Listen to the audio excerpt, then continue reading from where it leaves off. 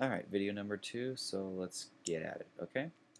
Next thing I want to show you guys is probably one of the most anticipated features here on Android OS. Okay, so first I've opened up Chomp SMS. It's a free app on the market. Basically emulates what the iPhone text messaging service looks like. You know, with the whole balloons and the big white space and all that stuff. It's pretty cool, and the only reason I really got this, even though I really can't stand iPhones or most Mac products, the reason why I got this is this. If you guys, let's say you're typing a message, you want to compose to somebody, so let's go ahead and hit that, and oh, look, my God, look at that. On-screen QWERTY keyboard. Pretty cool, huh? This is the newest edition of the Cupcake update 1.5 for Android OS, and this is just, I mean, it's a time saver, really. Not that I'm promoting this, but I know a lot of you guys, when we're driving, we need to answer yes or no messages really quick, and this is a great way to do it as opposed to opening up the keyboard. It's also handy in class, not that I'm condoning it again, if you need to type in a quick message or something like that. And it doesn't just stop there. If we turn it over, I believe it's this way. Might be doing it wrong. There we go. You can see the little transition effect. Okay, now we are in landscape mode, and let's go ahead and hit this again. And now we have another on QWERTY keyboard, much bigger, obviously, and it works very well. And I like it because it has this little text pop-up thing. I don't really know what you'd call it. I heard somebody call it fireworks, but I don't know if that's the correct term for it. Whoops, I guess I held something down a little too long there. But if you hold down on the keyboard, you can actually kind of glide your finger across and see what finger you're hitting. This is in case you have like really fumble fingers that day and you really need to get to certain letters, so that's pretty cool. The keyboard is fairly responsive. Right now I'm just tapping random things and it's hitting every single stroke. But sometimes it bogs down really bad. I think it's when you have a lot of widgets open on your home screen and it's just trying to read too many things, out of sync, Twitter, stuff like that. Sometimes it bogs down, and like if you're typing really, really fast, faster than the syncing register, it'll freeze, and then all of a sudden it just starts just starting vomiting text, which is kind of funny. But yeah, like I was saying, that's kind of the newest thing is that it has the on-screen QWERTY keyboard, and I don't know if you guys caught it. Let me bring it up one more time. But oops, don't want to show my contacts there. You have your portrait mode. Let me flip it this way actually. See if you can get it.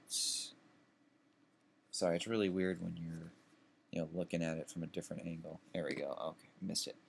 You guys might be able to see the transition effect that's taking place where the screen gets dark for a quick second. For some reason, it has some issues going back from landscape into portrait. I have no idea why. It might just be me. But let's see if we can get it here. Okay, well anyways, there's a new animation feature in the settings.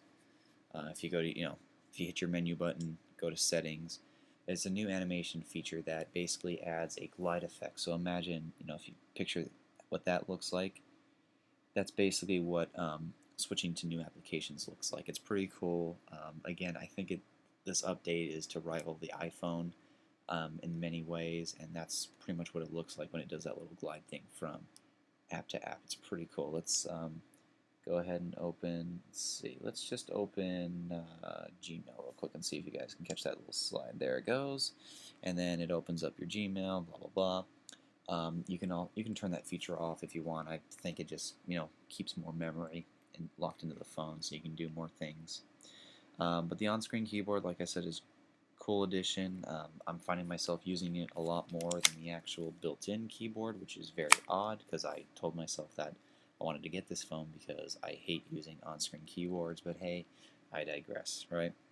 Okay, there aren't too many other things I really wanted to talk about. I do want to mention that some apps, like I mentioned the Chomp SMS, is a very fun text messaging app. Especially if you want to use the on-screen keyboard, I highly suggest you use that application for it. But you guys need to recognize that there are two versions of some apps. For instance, Chomp SMS, there's a pre-Cupcake and a post-Cupcake. Obviously, I'm running the post-Cupcake because it implements the built-in Android keyboard. However, the pre-Cupcake has its own keyboard, and it kind of works funky. It doesn't even look right. So keep that in mind. There's also this app Toggle Settings. It used to be a blue dot. Now it's like a little briefcase looking thing with some colorful items sticking out, kind of like a defragger. Um, that also got an update, excuse me, for the Cupcake update, just because there's a couple new features that it can turn on and off.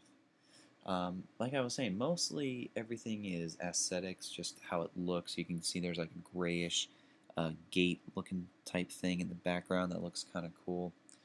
Some you be wary though, some apps you might have to re-download or download their updates just because they won't work with the Cupcake. I don't know why, like GPS status that I had here, that had to do a new update just because I had Cupcake.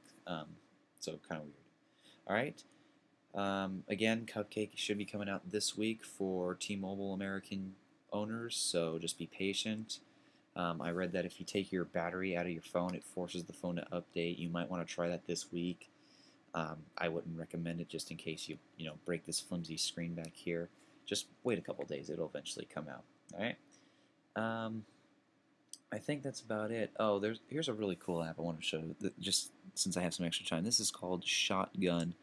Schottgunn. This is really cool, okay? We got a little shotgun, we pump it, and then you blast it. It keeps an idiot entertained for minutes on end, so it's pretty fun. There's also one for an AK-47, a couple of different pistols, really cool things. And that's pretty much going to sum up my review for the Cupcake Android OS update firmware 1.5. Like I said, T-Mobile owners in America, you can expect it to come out this week. Otherwise, follow Android_bot on Twitter, and he'll give you directions and a link on how to do it. Oh, and one more thing before I do go.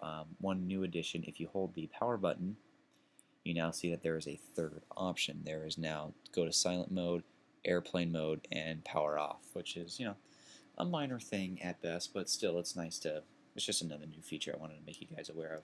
And that's pretty much the majority of the updates for this. I would like to do eventually and review on some of the best games for here that are free, as well as some cool apps that I think you guys might want to have. If you guys have any suggestions for other things I can review, let me know. And like I said, hope you guys enjoyed this. Talk to you later.